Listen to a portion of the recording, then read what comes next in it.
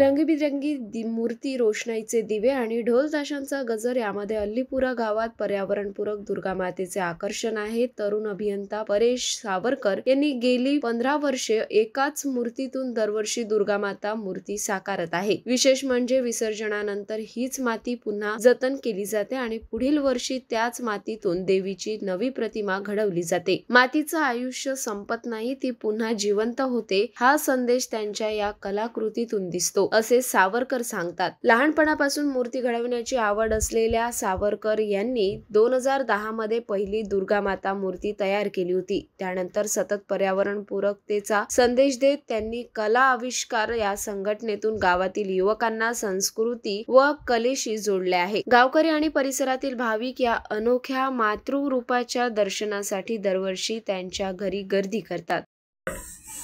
गेल्या 15 वर्षापासून आमच्या इथे आई आदिशक्तीचं आगमन होतं आणि आगमन म्हणजे सुरुवातीपासूनच ती मूर्तीची प्रतिमा तयार करायची आणि नंतर त्या मूर्तीलाच घरी आपल्या विसर्जित करायचं, त्याचं पाणी काढून टाकायचं आणि त्याच मातीपासून दरवर्षी नवीन मूर्त तयार करायची ही संकल्पना होती। तसंच गणपतीचंही होतं आणि याच्यामागे हेतू एकच होता की तिथूनच जन्म, तिथेच लोक आणि पुन्हा तिथूनच जन्म, हाच एक सिद्धांत मांडायचा होता आणि हाच सिद्धांताला घेऊन मी या आदिशक्तीची पुनर्स्थापना दरवर्षी करत असतो आणि दरवर्षी मूर्ती स्वतःच्या हाताने घडवतो। त्याच्याकरिता सर्व जे काही करता येते, सुरुवातीला तर फक्त 90 रुपयाचा खर्च होता, पण आज आई आदिशक्तीच्या कृपेने खर्च वाढत जातो आणि देवीच्या कृपेने कला आणखी दरवर्षी निखरत जाते। यावर्षी नृसिंह पण बनवले आणि असेच प्रयोग दरवर्षी होत राहणार। धन्यवाद।